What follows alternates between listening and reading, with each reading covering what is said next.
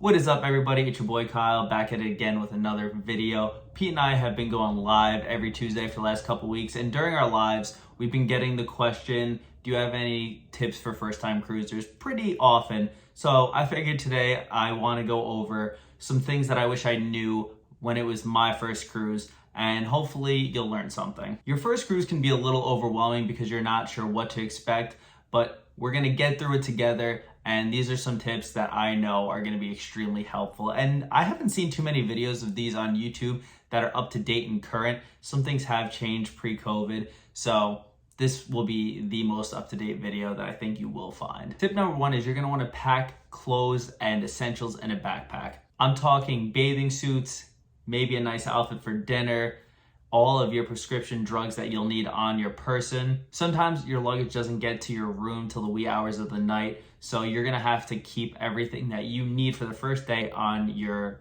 personal body, basically in a backpack or a carry-on tote of some sort. That way, if you wanna go tan by the pool, you're not gonna be stuck in your sweatpants from waking up in the morning. You'll have a change of clothes. And if you want to eat at the main dining room, you'll have a nice little outfit so you don't look like a scrub. It's best to have all these essentials on you because it is possible that your luggage does get lost and you might not even see it for the entire length of your cruise. So the more clothes you can pack into a backpack, the better. Honestly, I'll pack maybe 2 to 3 outfits with a bathing suit and all of my essentials, just in case if anything happens to that luggage, I am covered for at least a few days. But if you do take care of your porter, you should be in the clear, and your porter is the person that will take your bags when you first get to the dock to be put onto the ship so you don't have to carry them yourself. This is essential when it comes to tipping because these people do work very hard to get the bags where they belong. Which brings me to my next point, cash. Cash is an essential part to cruising because it can be used for tipping, it can be used to bargain for a cheaper excursion off the ship. There's many use cases for cash, as you can imagine. So when you're planning each cruise, you should look at each port of call that your ship will be stopping at and figure out how much cash you need for each port. For example, if you plan on doing an excursion not with the cruise line, you should look at what those go for on Yelp or potentially TripAdvisor. So if you want to do, say for example, a cliff diving in the Dominican Republic, you can go to TripAdvisor, find out how much that excursion is, and be prepared to bring that dollar amount in cash off the ship with you. On the other hand, if you plan on just exploring near the port area, maybe you want to get a drink, a lunch, take a taxi, you should look up taxi fares in advance. Usually they are posted on a website. If not, they're definitely posted at the port. So you can go back onto the ship, get your cash, and then come back off board and do what you originally planned. It is a little hard to get money once you are on the cruise. The ATM fees are pretty substantial, and when you're in another country, if you go to use an ATM in that country, they will dispense that country's currency, which can become a problem when you want to convert them into dollars later on. If you do forget cash, here's a pro tip that I haven't seen mentioned on pretty much any video on YouTube.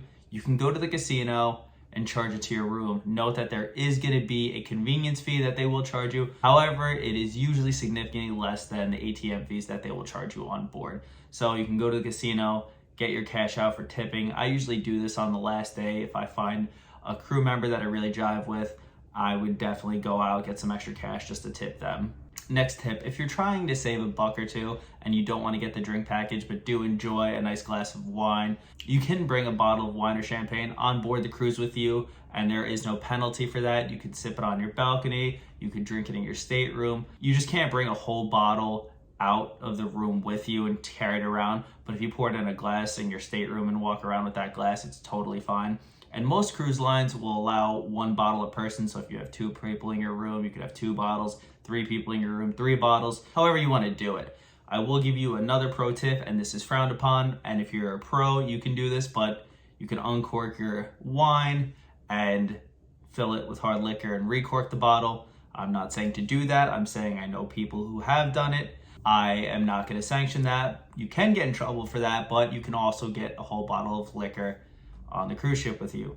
I'm not going to tell you what you can and can't do, but the knowledge is there for you now. You make that decision. Day 1 or embarkation day for more seasoned cruisers is a little hectic. No one can access their stateroom, which means everyone floods the common areas. And because of this, I'm gonna say skip out on the buffet for the first few hours that you're on board.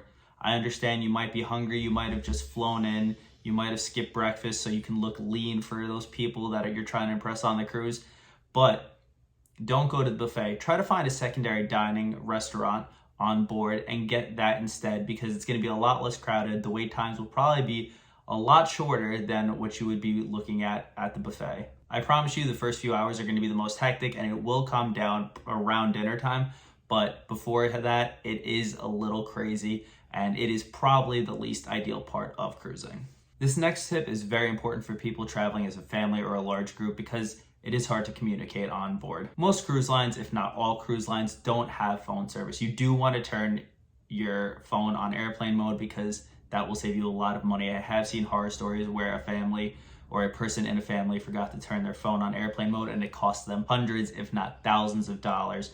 So to prepare yourself for that, put your phones on airplane mode. But because of that, it makes communication a little bit harder. All cruise lines nowadays have apps, and in those apps are usually messaging features. These usually do come at an additional cost, but usually they're extremely affordable compared to getting the Wi-Fi package. I know for Carnival personally, it's $5 to use the messaging app for the entire length of the cruise, whereas their basic Wi-Fi plan is at least $10 a day. So that will add up very quickly if you're on a week-long vacation, which makes the messaging app look a lot more appealing. If you don't think you'll be needing your messaging app because you don't need to communicate with anyone, say because you're cruising solo, think again. This is a seamless transition, and I'm really proud of myself for this. Try looking up the name of your cruise ship with the sailing date on Facebook to join a Facebook group. Typically someone will make a Facebook group so people can talk about what hotels they're going to be doing, what excursions they're going to be doing, and just a way to network and connect with people. It's a great way to get a feel of what the vibe's going to be on your ship with the people that you're going to be sailing with, and it's a great way to find out resources that are close to the port if you don't have any familiarity with where you're going to be.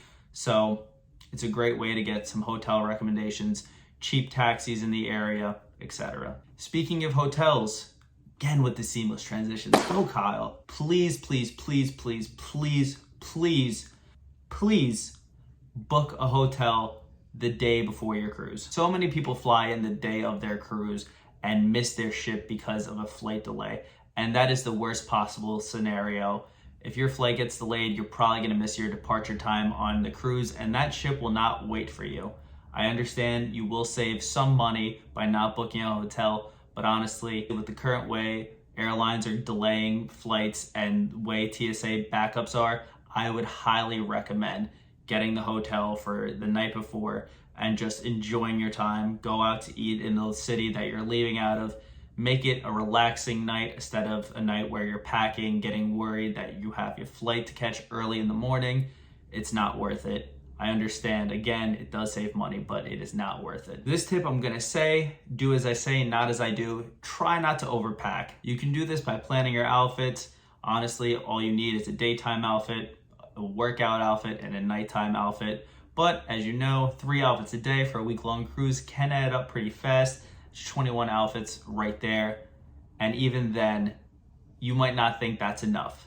However, I'm here to tell you it is. I have gone on a cruise so many times where I don't even touch half my clothes. And because of that, I'm telling you guys, you don't need to pay for the extra weight on the airlines. You don't have to worry about packing more clothes or more shoes. It'll be just fine. People aren't gonna think you have a bad sense of style. Don't overpack. If you're a cruising veteran and I've left out anything that you think is absolutely essential for first-time cruisers, please let me know in the comments below. Help the community out. I really like seeing people thrive, and I'm making this video in hopes that we can build a stronger community of cruisers and a more knowledgeable community of cruisers. Thank you guys so much for watching. If you made it this far and haven't subscribed to us, I would invite you to. It really means the world to us. And thank you so much for watching. We'll see you in the next video. Take it easy. Peace.